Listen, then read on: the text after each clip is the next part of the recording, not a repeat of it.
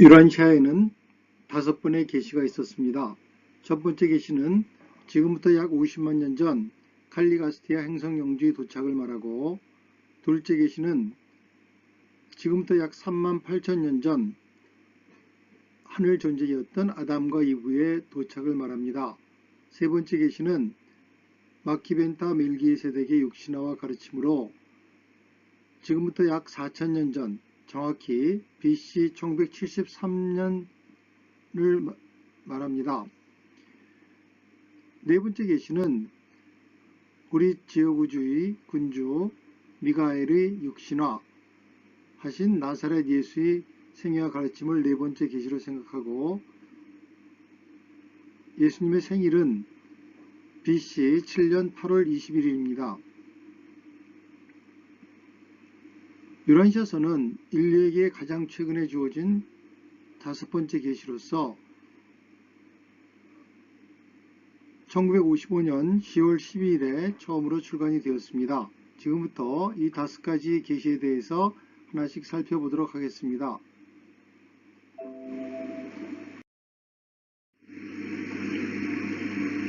첫 번째 계시인 칼리가스티아 행성 영주는 50만 년 전에 수많은 행성 보자들과 함께 유란시아에 왔습니다. 그는 이 땅의 원시인들에게 삶의 방법을 가르치고 영적인 삶을 도와주기 위해서 유란시아에 왔으나, 지금부터 20만 년 전 루시퍼의 반란에 가담함으로써 유란시아의 진화를 정상적인 궤도에서 벗어나게 만들었습니다. 칼리가스티아와 그의 조수 달리가스티아와 100명의 예루살렘 시민이 물질화한 참모들은 지금 페르시아만 근처에 이라크의 유프라테스와 티그리스 강 사이에 문명을 건설하고 있었습니다. 이 유형 참모진들은 나중에 놋 종족과 섞여서 뛰어난 인종을 구성하게 됩니다. 거기서 그들은 사람들에게 농경과 위생 실천과 상호 교제의 삶을 가르쳤고, 기본 상업의 기본적 규칙을 세우고자 했습니다. 초기 인종들은 수학도 또한 배웠으며 기본적인 알파벳 교육도 받았습니다. 구약 성경에 인류의 시조인 아담의 아들인 카인이 동쪽 노세 땅으로 여행했다는 이야기를 생각해보면, 바로 그때 당시 벌써 다른 곳에 수많은 사람이 살았다는 기록입니다. 성경에도 이런 글이 있습니다. 사람이 땅 위에 번성하기 시작했을 때 그들에게 딸들이 나니 하나님의 아들들이 사람의 딸들의 아름다움을 보고 자기들이 좋아하는 모든 자로 아내를 삼는지라. 이것이 네피림의 이야기였는데, 이 하나님의 아들들이 바로 유형 참모진들을 말하는 것이라고 할 수 있습니다. 이 첫 번째 계시는 루시퍼의 반란으로 인해서 그 뒤 원시 상태로 복귀되는 과정을 거쳐서 약 21만 3천 년 동안 아담과 이브가 올 때까지 그런 원시 상태로 퇴화를 계속하게 됩니다.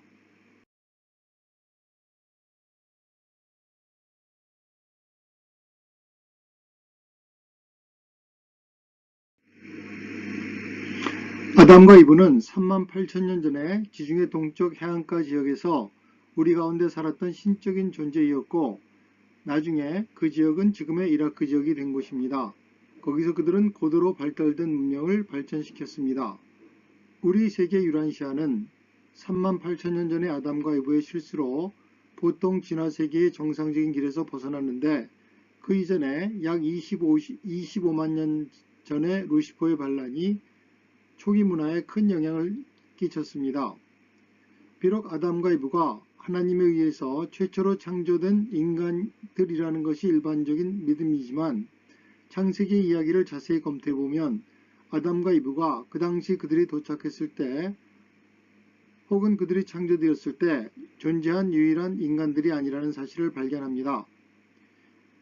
카인과 관련하여 그가 아벨을 죽인 직후에 주께서 오늘 이 지면에서 나를 쫓아내시온즉 내가 주의 낯을 배웁지 못하리니 내가 땅에서 피하며 유리하는 자가 될지라 무릇 나를 만나는 자가 나를 죽이겠나이다.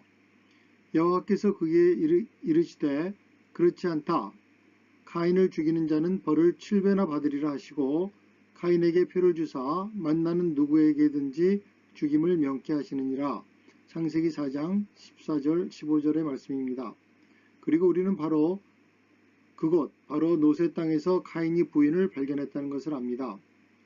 아담과 이브는 우리 인류의 수준을 계량하기 위해서 보내진 하늘의 존재입니다. 유란시아서는 말하기를 진화하는 모든 세계는 인간의 진화 과정이 정점에 다다르면 아담과 이브를 받아들이게 되어 있다고 합니다. 계시는 이어서 어떻게 진보하리라고 여긴 동산의 계획이 아담과 이브가 도착한 뒤 117년 만에 비극으로 끝을 맺었는지 설명합니다. 어떤 일이 일어났는가 하면 이브는 만약에 그녀가 이웃 중 뛰어난 노종족 칼리가스티아 참모진의 백인의 물질화된 존재의 자손들인 노종족 중의 한 사람과 아이를 생산한다면 이 아이가 동산의 식구와 주위의 노종족과의 사이에 신임의 연대가 될 것이라고 여겼습니다. 그렇게 해서 칸이 태어났습니다. 카노가 아버지였고 그는 아담과 이브의 가르침에 더 수용적이고 더 진보된 인종인 노종족의 일원이었습니다. 아담과 이브의 실수로 인류는 다시 퇴보를 겪게 되었습니다. 모든 영적인 자원이 사라지고 어둠이 깊었을 때 세 번째 계시죠. 마키벤타 멜기세덱이 오게 됩니다. 마키벤타 멜기세덱은 신성한 아들로서 성경에는 살렘의 현자로 알려졌습니다. 아브라함에게 하나의 하나님 개념을 가르쳤고 그것이 유대주의의 기반이 되었습니다. 유란시아에 따르면 멜기세덱은 우리의 초기 종교적 역사에 큰 영향을 미친 것으로 되어 있습니다.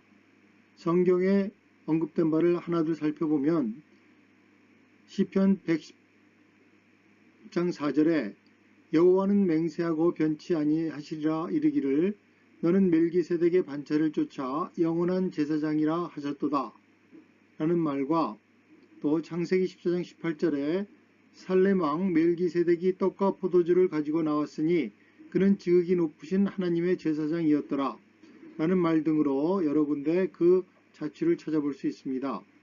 멜기세덱 아들들은 창조주 아들과 무한영의 딸과 영적 자손들이며 그들은 지역우주 행정에 큰 도움을 주는 스스로 다스리는 신성한 아들의 그룹입니다. 하늘의 저자는 이 신성한 계층의 존재의 본성과 기능을 설명하는 데 있어서 우주에 거주하는 모든 거대한 무리의 인격들 중에 가장 큰 형님격으로 여겨진다고 했습니다. 이것이 인류에게서 하나의 하나님 개념이 사라질 위기를 막기 위해서 4000년 전 하나님의 아들의 비상 계획이었습니다. 멜기세덱은 인류에게 추가적인 진리를 계시하였는데 이 아들의 선교사들의 임무를 통해서 세계의 거의 모든 현재의 종교에서 발견되는 그의 교리를 퍼뜨릴 수 있었습니다. 유란시아서는 6장에 걸쳐서 이 가르침이 어떻게 유대교, 기독교, 불교, 힌두교, 유교, 조로아스트교 그리고 나중에 이슬람교까지 오랫동안 지속되는 영향을 주었는지 자세히 설명합니다. 이 모든 종교의 근간에는 하나의 신, 하나의 진리 개념을 갖고 있습니다.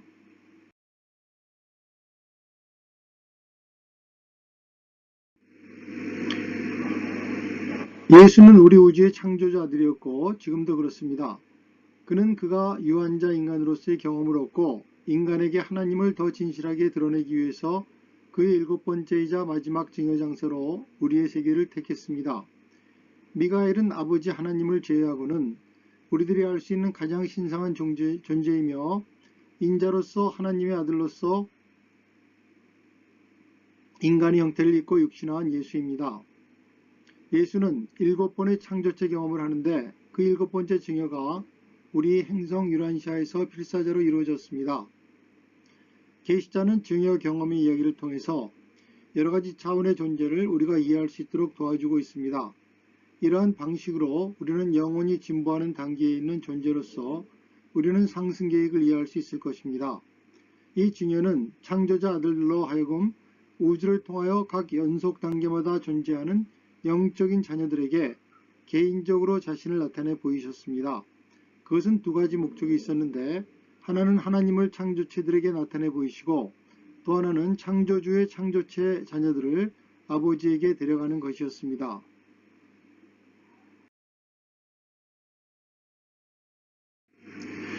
요란시아서 계시는 가장 마지막 5번째 계시로서 오류를 수정하고 진화하는 영적 운명을 가진 유한자로서 우리의 그 영적 운명을 자각하도록 촉구하고 있습니다. 요란시아서는 잃어버린 초기 지구 역사를 밝혀주고 인류에게 우리가 누구이고 어떻게 존재하게 되었고 우리 지구 위의 그리고 앞으로 다가오는 시대의 영적 운명이 무엇인지를 보여주기 위해서 우리에게 주어졌습니다. 현세는 물질주의와 세속주의가 만연되어 있는 사회입니다. 이런 세상에서 수많은 진리를 갈구하는 자들의 영적인 필요를 채워주고 영원한 삶에 대한 확신을 심어주기 위해서 요란시아서는 현세의 최고의 영적인 계시로 우리에게 주어졌습니다. 진화의 종교의 한계를 극복하고 새로운 영적인 삶의 좌표를 설정하기 위해서 우리는 요란시아서의 4부의 나사렛 예수의 생애와 삶을 통해서 예수의 믿음을 회복함으로써 수많은 세속주의와 물질주의의 영향에서 우리를 지킬 수 있습니다. 요란시아서의 7대 진리입니다. 첫째, 하나님은 인간의 존재에서 가장 위대한 체험이다. 우리들 모두는 하나님을 체험할 수 있다. 그 이유는 우리가 모두 하늘 아버지의 자녀들이기 때문이다.